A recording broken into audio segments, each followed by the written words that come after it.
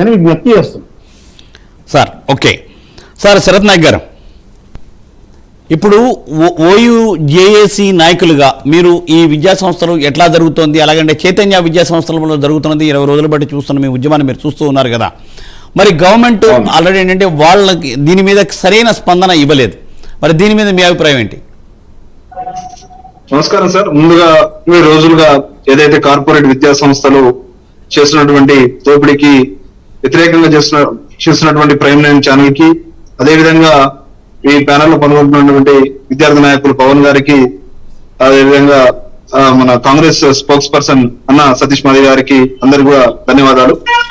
ముందుగా ప్రత్యేకంగా prime line channel ని అభినందించాల్సినటువంటి ఆస్కారం ఉన్నది.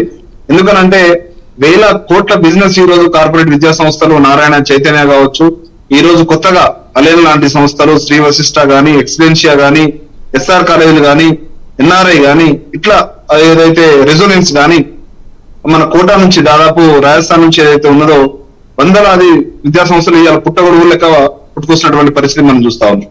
అదేవిధంగా ఇలా లక్షలాది ఫీజులు వసూలు చేస్తూ 4 లక్షలు 5 ఒక సంవత్సరానికి ఇలా తల్లిదండ్రుల రక్తాన్ని తాగుతున్నటువంటి పరిస్థితి కార్పొరేట్ విద్యా సంస్థల పరిస్థితి మనం చూస్తా ఉన్నాం.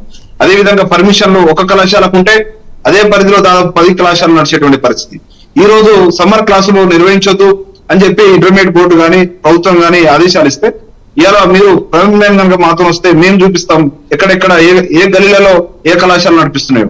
ఇలా బోర్డులు ఉండవు, ఎలాంటిది ఏముండదు.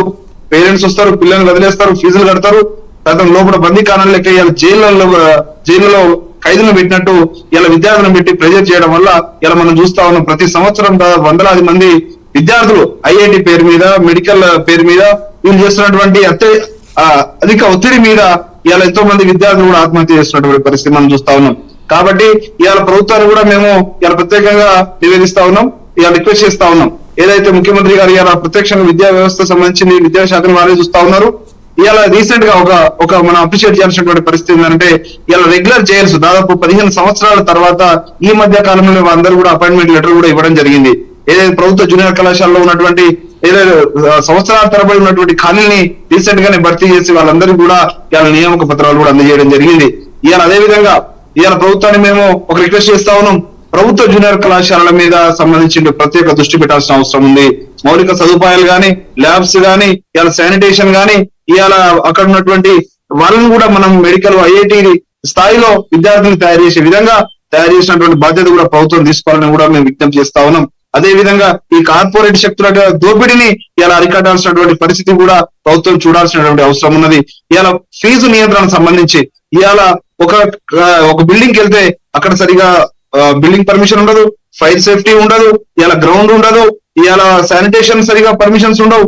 కానీ ఇవాళ గొర్రెల గుంపుల లెక్క వేలాది మంది విద్యార్థుల్ని ఒక క్యాంపస్ లో పెట్టి బంధిస్తున్నటువంటి పరిస్థితి.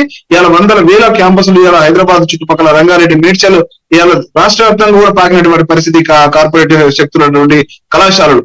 కాబట్టి ఇలా పర్మిషన్ తీసుకున్నటువంటి ఒకటి ఇలా 10ల సంఖ్యలో ఇలా కళాశాలలు నడిపిస్తా ఉన్నారు. ఇప్పుడు ఇక్కడనే పవన్ గారు విద్యార్థి నాయకులు మిత్రులు ఈ మధ్య కాలంలోనే అలేన్ లాంటి విద్యా సంస్థలు ఏవైతే కొత్తగా వచ్చి ఇలా ఎలాంటి పర్మిషన్ లేకుండా కూడా నడిపిస్తున్నటువంటి దగ్గర ఇలా ధర్నాలు చేస్తున్నటువంటి పరిస్థితి చూస్తా ఉన్నాం. ఈ మధ్య కాలంలో మేము కూడా 2-3 కళాశాలకు వెళ్ళాం, పని చేసినాం. రేపు పొద్దున కూడా ప్రైమ్ లైన్ గారు మా తోడు వస్తే మేము కూడా మిగతా విద్యార్థి సంఘాన్ని కలుపుకొని కూడా ఎక్కడెక్కడ ఇలా సమ్మర్ క్లాసులు నడిపిస్తున్నారో చట్ట వ్యతిరేకంగా మేము కూడా చూపిస్తాం. ఖచ్చితంగా మీరు చేస్తున్నటువంటి పోరాటానికి విద్యార్థి సంఘ నాయకుడుగా, ఉస్మాన్ యూనివర్సిటీ జేసీగా, తెలంగాణ గిరిజన శక్తి ఇలా రాష్ట్ర కమిటీ తరఫున ఖచ్చితంగా మేము మీకు మద్దతుగా ఉంటాం, తోడుగా ఉంటాం. తల్లిదండ్రులు కూడా ఆలోచన చేయాల్సినటువంటి అవసరం ఉన్నది. ఇలా పిల్లల్ని వాళ్ళు చేసేటువంటి ఒత్తిడి వల్ల ఇలా ఎంతో మందిని కూడా ఇలా వాళ్ళ యొక్క మానసిక స్థితి కూడా సరిగా లేని పరిస్థితి. కనీసం ఒక సైకియాట్రిస్ట్ నెలకో 10 రోజులకు వచ్చి ఏ విధంగా పిల్లలు ఉన్నారు అని చూసేటువంటి పరిస్థితి లేదు. ఆ పరిస్థితిని అక్కడ ఉన్నటువంటి కార్పొరేట్ కేవలం డబ్బు మాత్రం మాకు కావాలి, పిల్లలు ఏమైనా పర్లేదు, వాళ్ళ యొక్క తల్లిదండ్రులు ఏమైపోయినా పర్లేదు అనేటువంటి స్థితిలో ఇలా చూస్తా ఉన్నాం. కాబట్టి ఖచ్చితంగా పిల్లల్ని వాళ్ళ యొక్క తల్లిదండ్రులు కాపాడుతున్నటువంటి ఇలా ఒక రెస్పాన్సిబుల్ సిటిజన్ గా, ఇలా సామాజిక బాధ్యతగా, ఇలా ఒక ఛానల్ గా మీరు ఇలా విద్యార్థి సంఘ నాయకులుగా మేము కూడా తోడుండి వాళ్ళందరినీ కూడా కాపాడుకొని ఇలా నియంత్రించాల్సినటువంటి ఆస్కారం ప్రభుత్వం మీద ఉంది. ఆ పోరాటం చేసినటువంటి బాధ్యతగా మేము పోరాటం చేస్తామని కూడా తెలియజేస్తా ఉన్నాం. రైట్, థ్యాంక్ యూ శరత్ గారు. తప్పనిసరిగా మీరు చెప్పినట్టుగా ఏంటంటే ప్రైమ్ లైన్